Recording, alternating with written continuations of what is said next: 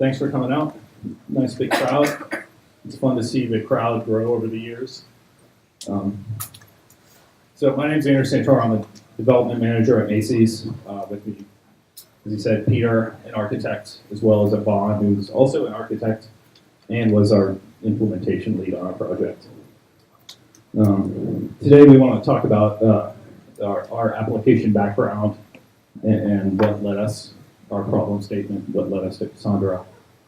Some options we considered along the way, the path we took to migrate, some different data models we experimented with, some performance numbers after that, retrospective, what worked, what didn't for us, a few future plans, and then Ken from my team also made a short video to show internally at Macy's about how our project went, and we thought it was really good. I want to share with you too. So, little background, we're a services team at Macy's, and we provide RESTful data services, category product. You can see inventory data to web apps on the website, mobile applications, applications in our stores, and some third-party partners. We're not doing big data or analytics. I know there's a lot of people using Cassandra for that, so hopefully not disappointing anybody. And a couple of years ago, our business challenged us to grow the amount of products and product data that we had on the site, as well as move from kind of a read mostly model to one that could take real-time updates for inventory in particular. And also move into multiple data centers. So we knew at the time that we might, or we thought at the time that we might have some challenges with our existing application doing that. So we took a few months, did a prototype with sample data sets, and found we did have a problem. So a little bit about our existing application, standard kind of Java application, web app on the front end, and we had a heavily normalized relational database in the back end. So as we put more and more data here and data grew, response time for queries ran into seconds, which wasn't good. So we put a distributed cache in the middle and a front cache as well, keeping deserialized objects. We got great response time, 1 to 2 milliseconds out of the front. Lower percentiles, we did really well in the distributed cache. But in order to get that good performance here, we had to do a lengthy cache pre-warming out of the database. So as data grew, we wouldn't be able to keep as much in the grid when we started our operational day, and would have to rely on more and more lazy loading for the extra, which would lead to more response time in seconds. Also, to keep the really low 1 to 2 milliseconds, we'd have to vertically scale that frontier, which wasn't an option that we really liked. So there were also a couple of operational problems. We talked about having to do that pre-warming, and that was lengthy, and we couldn't do it all within our SLAs. It also took so long that if something went wrong, we'd be dead in the water, so we had to keep 2 copies of our distributed cache in memory at all times. That made it hard to, do releases. Keeping them in sync was problems. And if you're scaling out horizontally, that mid-tier, you're also incurring a lot of costs doing it twice. So when we were looking for a new solution, we set some performance goals, in that we were willing to sacrifice a little bit at the lower percentiles in latency to get much better performance at the higher percentiles. And that somewhere in the middle, they should be the same. So that was our goal. On to some options, and Peter's going to walk you through those. Hi, everyone. We had to do this carefully because, as the title of the presentation implies, we're basically changing our catalog engine, if you will, for the site and our cell networks and all that for what amounts to a $4 billion revenue stream a year. It's a sizable percentage of the overall revenue of the corporation. The total is about $28 billion. So when you think of the number of stores, it's just shy of 900 stores we represent on the website and our mobile, about 150 stores worth of business for the company. So it's a big risk proposition. And as Andrew mentioned, we did a little experiment or set of experiments and calculations to say, well, what happens if we run that tape forward and increase to what we're calling the omni-channel volumes, where we're doing store and online catalog, which is pretty large. And it wasn't going to pan out. So the next stage was to say, well, what are our options? And we of course, we're looking at DB2 and Oracle. We have both relational technologies in Macy, so it was natural to consider those. And you all have SQL experience, right? Everybody here has relational experience and comfortable with it. But in the new era where we're doing high-volume websites, you know how hard it is to denormalize a relational database. You can do it, but you only can take it to a certain extent. So we kind of knew, that's an option, but not a particularly good one. So we immediately kind of opened up the gates and said, let's consider the NoSQL realm, that whole domain. And this is just a sampling of the ones that we researched. So the next step was researching the NoSQL thing, and this involved our doing research, background, and bringing in vendors, making sure we understood their architectures, and talking to other vendor references. Then the next step was to try it out. We'll get to that in a minute. But we did this. This was kind of a desk exercise. But we wanted to say, well, let's make a short list of this. And by the way, HBase was one of the considerations that we looked at. And we have a fairly large footprint of Hadoop within Macy's for our analytical work. So we did look at that one. But our short list ended up being these three. We couldn't spend forever doing benchmarks and trials, so we were given the option for three or fewer. So we said Mongo, Cassandra, Active Spaces. You're going Active Spaces. Well, Active Spaces is a relatively new product from TIBCO. It's proprietary. They use it internally for many years within their own products. We have an established relationship with TIBCO. That's why we considered it in these benchmarks. That's why you see the third one there. And it did surprisingly well, considering the competition that it's up against. Our POC environment was in Amazon EC2. We used 5 servers. We used the same 5 servers for all 3 scenarios. And we had the vendors, the 10gen and DataStax come in and help out not only with the running and the tuning, but also the setup. So kind of all phases of that POC, they were involved. And we specifically modeled our benchmarks after the retail space because we were concerned about enormous volumes of inventory changes that come in and the complexity of the product data model. So we modeled our tests against that. If you care, the instances were C3.2 extra large. I think it's been a while, but I think those are 8 virtual CPUs, about 16 gig of RAM, and 2 80 gig SSDs. So give you an idea of the hardware we're throwing at this POC. And our baseline was to load 148 million inventory records in those inventory classes.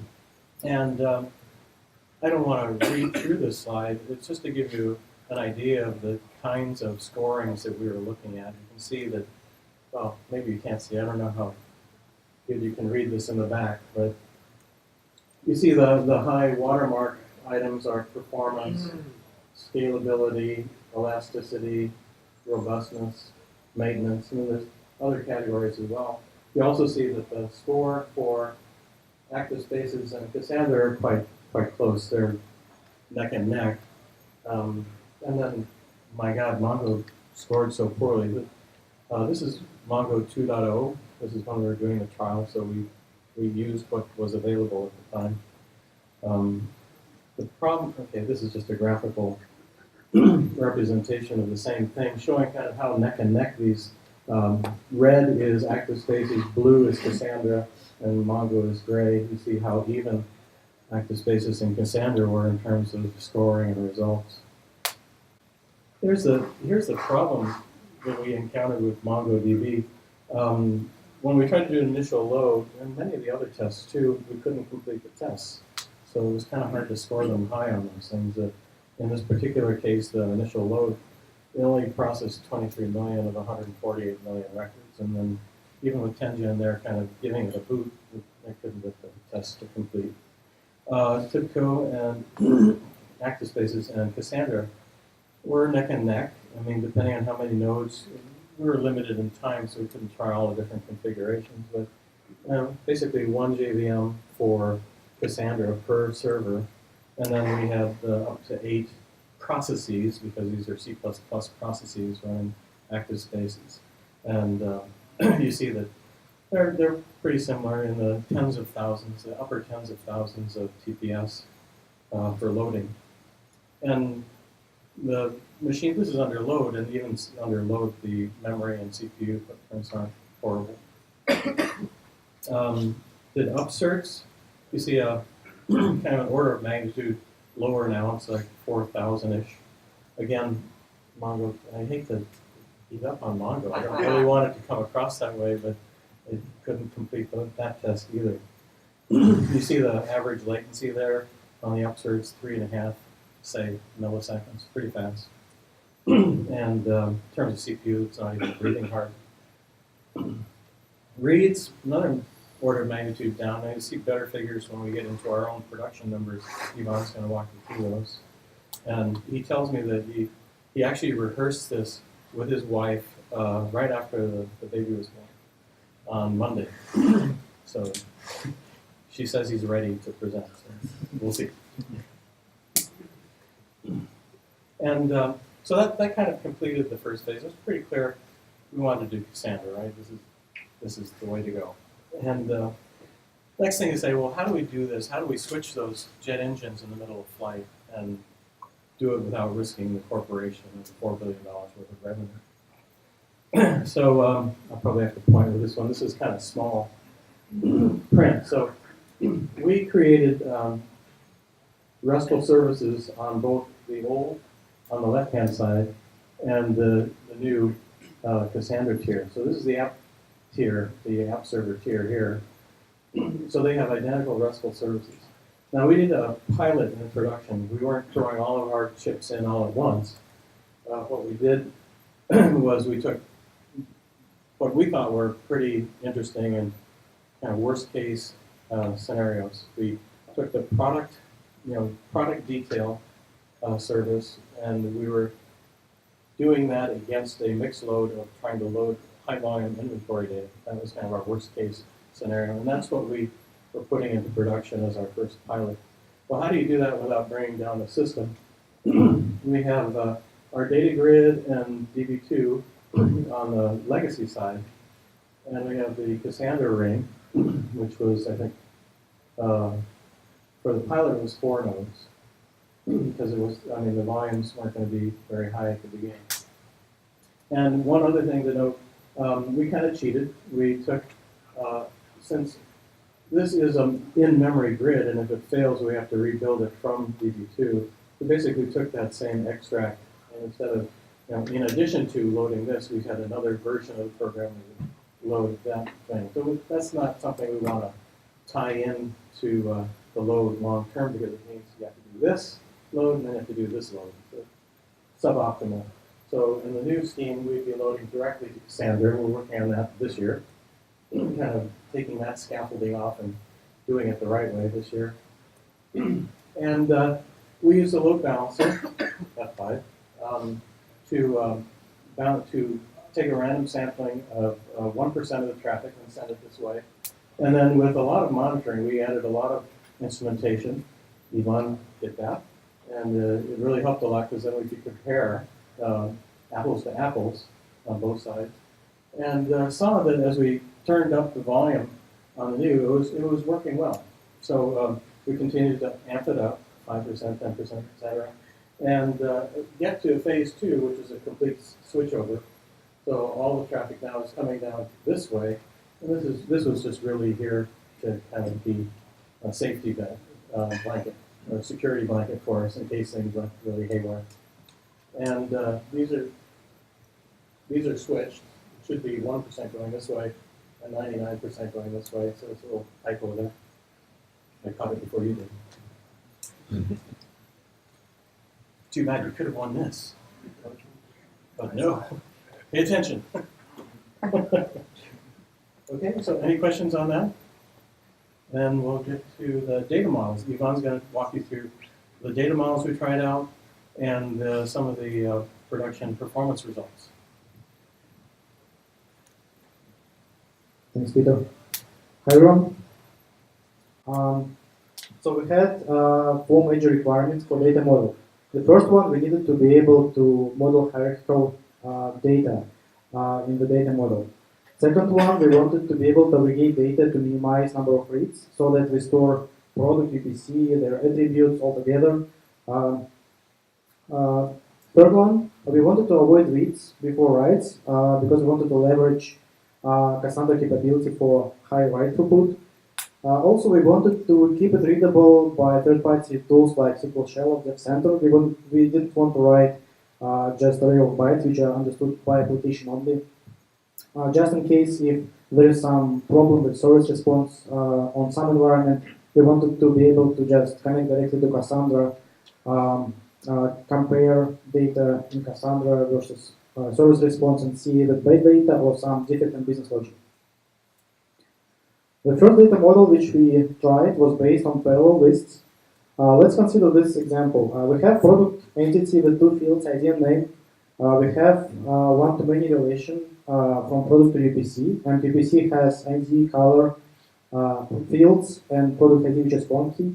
And we have one-to-many relationship from UPC to UPC attribute, which has ID, name, and value fields. Product fields, ID, and name, they go as is into product table in SQL because they belong to top-level entity. ID and color fields from UPC entity, they go into UPC ID and UPC color lists. And the idea is that, for the first UPC, its ID would be the first element of UPC ID list, and corresponding color of that UPC would be stored as the first element of UPC color list. The second UPC ID and color would be on the second position in those lists, and so on. And for UPC attributes, it's kind of similar approach, but here we also store UPC attribute reference ID, which is field in the bottom, because we still needed to maintain a relationship between UPC attribute and UPC. This data model was able to meet almost all our requirements. As you can see, we managed to model hierarchy. Also, we could read the whole thing by product ID, which we wanted to have, and product ID is like it's partition key here. It's also readable by third-party tools. It's clear text. Although, as you can imagine, in reality, on real data, those lists become much longer, and it's much harder to read those. But still, you could do that if really needed. There's one problem with data model, which is we can't meet third requirement.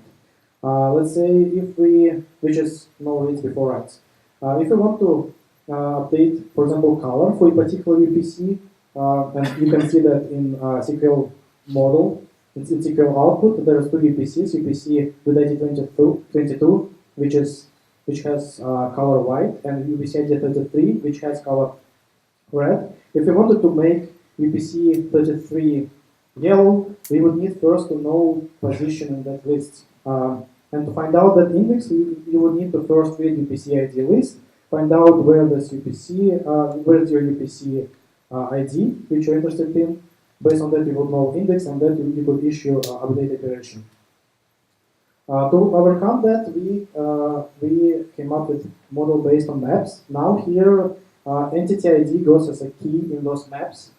So that if we wanted to update color, like on the previous slide, we could easily do that without any reads before writes. This data model also basically met all our requirements, all four. Although even it did have some limits where we had some concerns. And those limits were in the native protocol v2, which was available in Cassandra in, I would say, in middle of 2013. There were a few limits. First one, there was collection max size limit, which is 64K, as well as collection limit max size, which is 64K. It could be a problem on real data because as we get more and more nested entities, like I had an example, those collections could become much larger. If we consider an example, let's say we have product with 10 UPCs. To store those UPCs, we would need collection of size 10. If each UPC has 10 attributes, we would need 100 elements in attributes collection.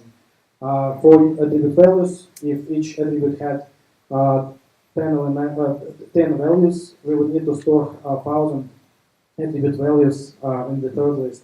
On real data, it's much deeper and more values, so it could be a problem. Just wanted to let you know that in the latest version of native protocol, which is v3, available in the latest version of Cassandra and Java driver, collection size, those limits were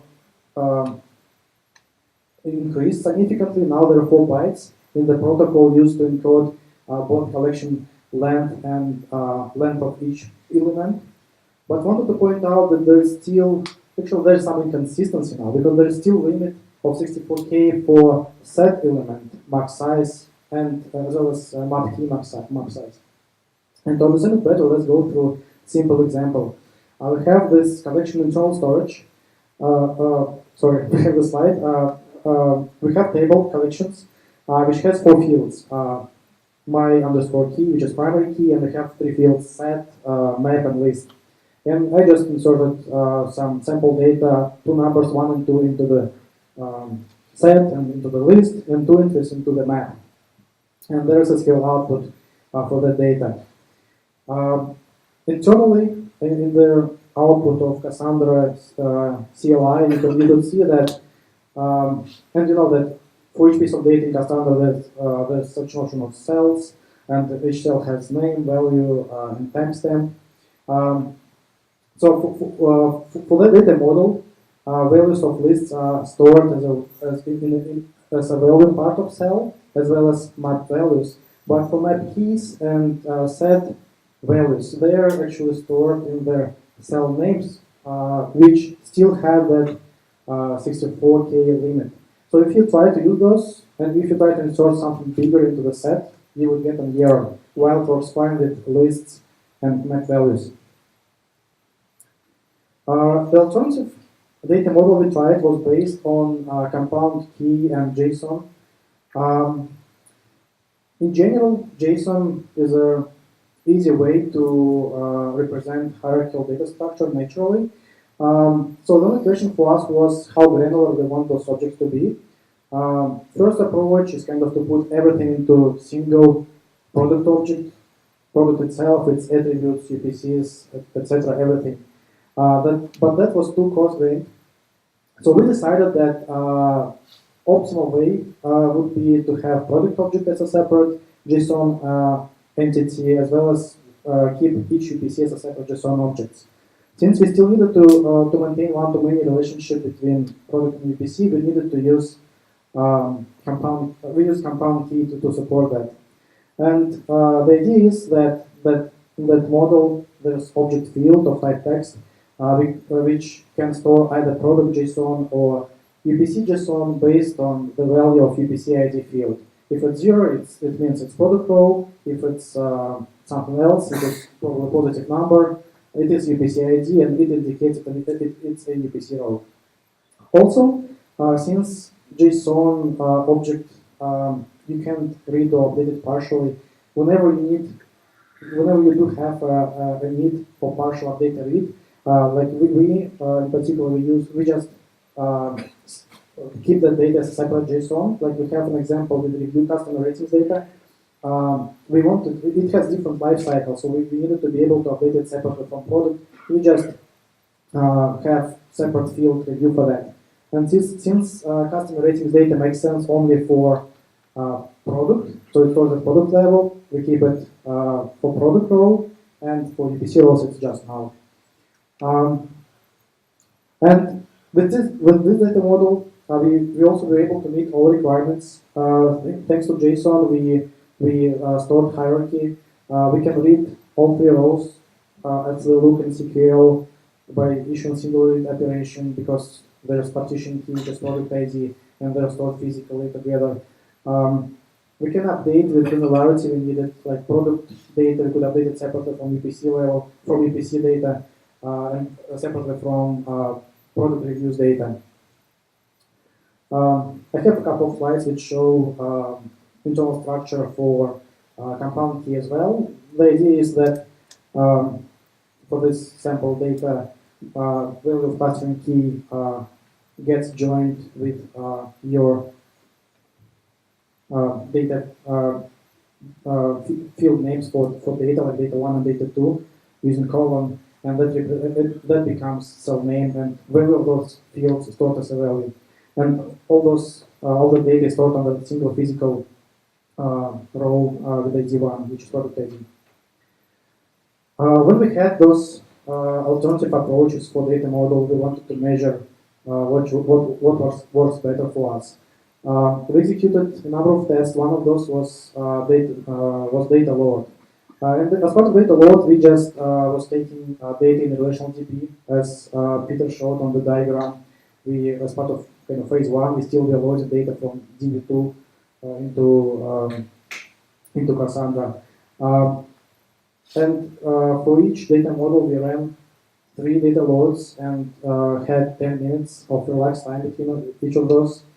And you can see that as part of this performance test, we saw that collections-based approach was taking 5 times longer than compound key and JSON-based approach. So that, based on results of this performance test as well as collection limits, which I discussed, mentioned earlier, we decided to go with JSON and compound keys for hierarchical data. Of course, there are some other use cases where we didn't need to model hierarchical data. In those cases, sometimes it's flat data or time series. We use time series style models. But for hierarchical data, we decided that JSON and compound keys works better for us. Just a few words about why we think data load for collections-based approach was taking longer. For regular column size, you know it's the sum of column name, column value, and 15 bytes, and those 15 bytes, how they used, described on the bottom of the slide. As you can see, there are 2 bytes to encode length of column name. That was actually the reason for that existing 64K limit for sets values, which still exists even with native protocol version 3. Also, I forgot to mention, but let me just quickly jump back. Now that hexadecimal string in bold on the line 3 and 4, those it's 16 additional bytes to maintain order of the elements in the list, which might be significant if you store some small data in those lists. So what I think about this is if you store like something like we did with collections, 4 bytes for UPC ID, and we store just attribute name, attribute values, which are short strings, and like you to store, let's say 4 to I don't know, 10 bytes, you have overhead of 30 or 40 bytes because of column name, and those 15 bytes plus maybe 16 bytes because of list. It could be significant. But if you store just some object of size few hundred kilobytes, you don't really care about those 30 or 40 bytes of overhead. To summarize, for hierarchical data, we decided JSON is a better way to go because it improves overall throughput latency. What it loses in partial reads and updates, but there is a solution, which is to keep separate JSON objects whenever you need to do something, to read or update something partially. Also, it complicates schema versioning, because without JSON, you only need to care about SQL schema. With JSON, you also need to care about JSON schema, which evolves with your application. Just wanted to share a few other cases, like for secondary indexes. We didn't use built-in secondary indices. We use such lookup tables, which is common practice, I think. And that worked pretty well for us. Like in this case, if we need to find product ID by UPC ID, and like in the table, product table I had on previous slides, we would keep such lookup table. And it's good for us because the read latency from the table is below 1 millisecond, and it's actually very cheap to cache that data in application layer. We have just a simple TTL-based cache for the data, and that if we have high hit ratio, we are not worried at all about this extra read from this table. There is one more use case we have, which is pagination. It's about, we have few clients which need to iterate over catalog products which need some criteria, which could be active products, whatever it means, purchasable, recently updated, or something.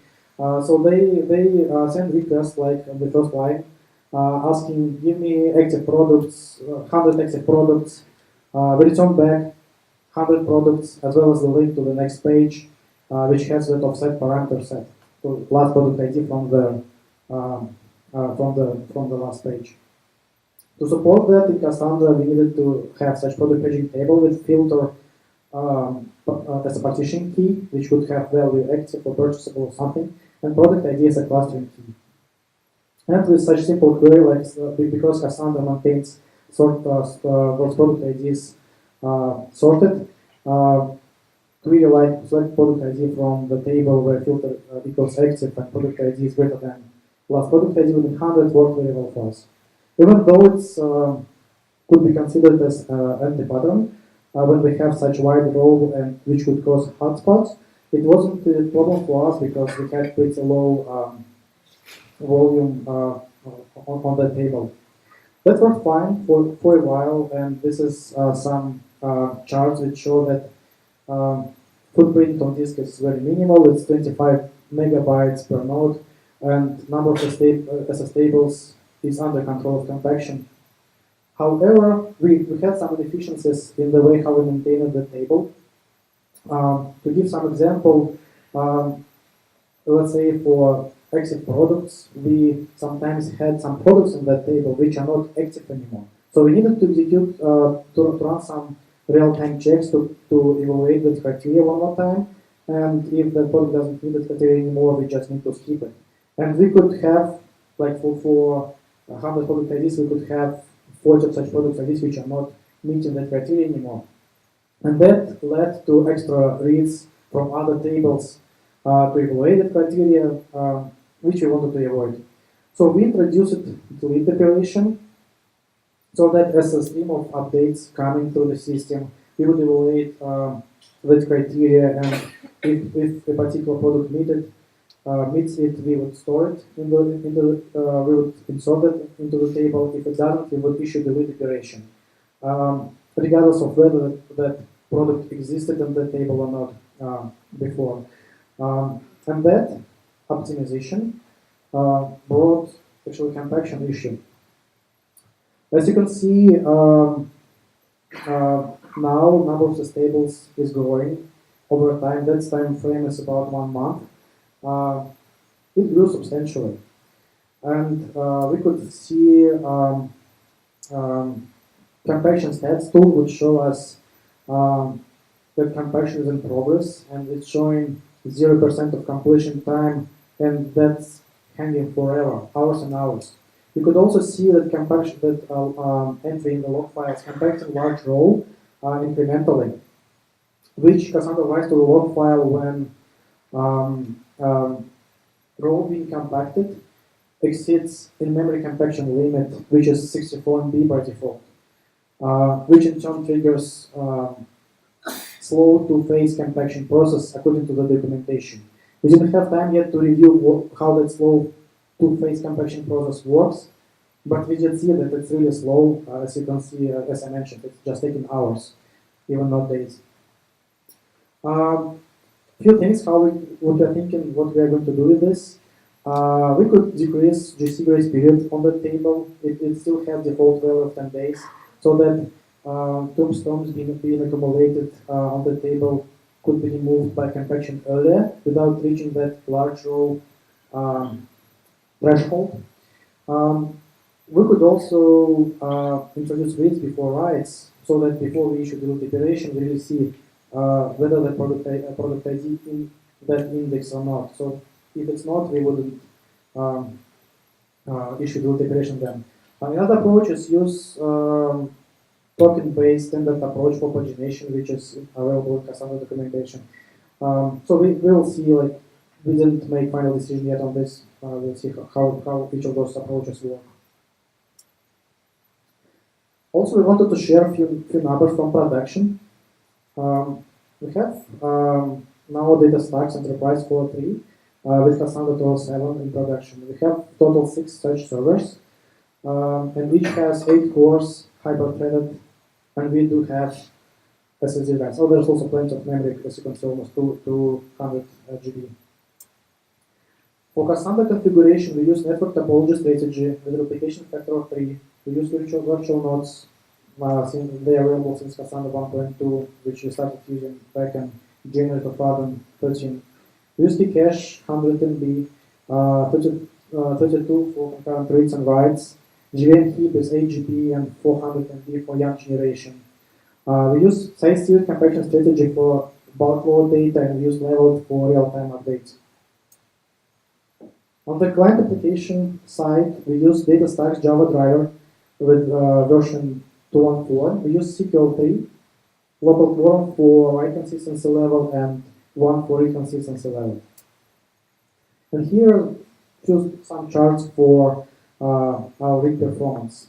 Those are taken for regular days. We do have higher volume on big sales days or during holiday season.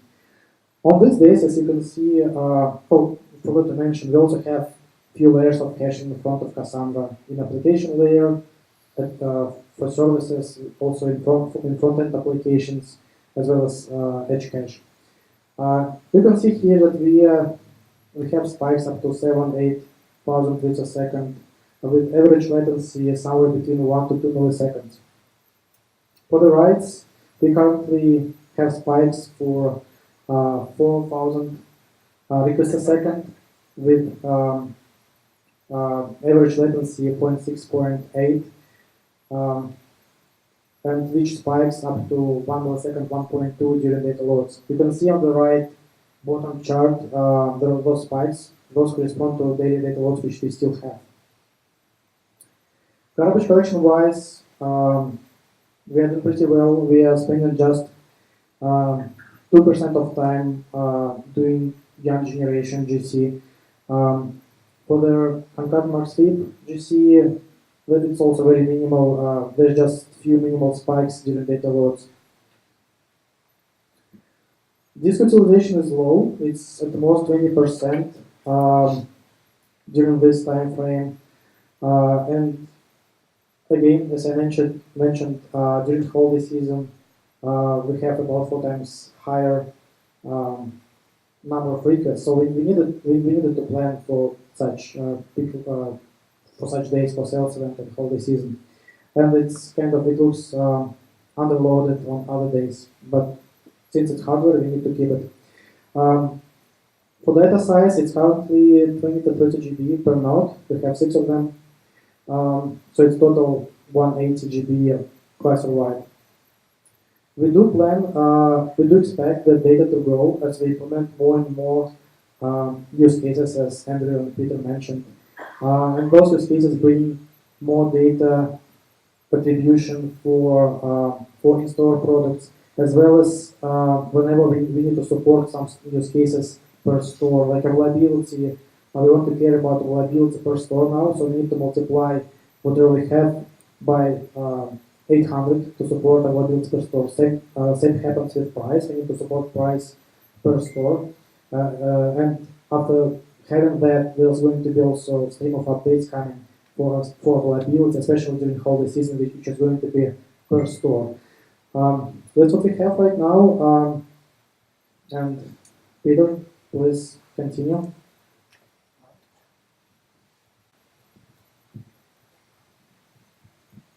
One of the things that we came across was we work with our enterprise partners on the East Coast to get these technologies into our data center. And if you've ever worked with large data centers, you know how enthralled they are with SANs. And we've been hearing for quite a while from DataStax, don't use SANs. They tend to be a bottleneck for performance. So we had a little bit of convincing to do. And huge call out to Al Toby and Patrick McFadden, who actually not only worked with us, but came on site and worked with our enterprise folks to run some benchmarks, both with our specific SAN in our data centers and with the SSDs that we were proposing to use. And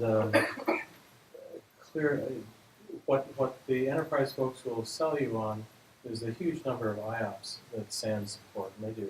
They're just ridiculously high. But when you actually do benchmarks and you compare them apples to apples with the SSDs, not only are the IOPS better with SSDs, but the latency is much, much better. So Al had a set of standard scripts that he runs against a various number of technologies, and this is really hard to read. I've given you the link at the bottom because this is something you can load on your own browser and take a look at in detail, and there's a lot of information on these benchmark graphs. There's a whole bunch of devices right here, kind of way down here near 0 microsecond latency. This represents about 6 lines, all kind of smashed together at the bottom. These are things like Fusion IO, Samsung, Intel, PNY, SSDs. The latency is just fantastic on those. The next band you see here is rotational storage, and then you see SANs up here. The latency is not so great, and we can't afford to be in the milliseconds, the multiple digit milliseconds to deliver this stuff. So we pretty clearly convinced our SAN folks that we needed to go with SSDs locally attached. And there's another chart where we can actually show the SSD from Macy's and the SAN, but it's probably don't want to mess with the vendors on that one, so I'm not going to show that one. So we did convince them. Before we get into retrospectives, I want to make sure that you kind of got a sense of the journey that we went through.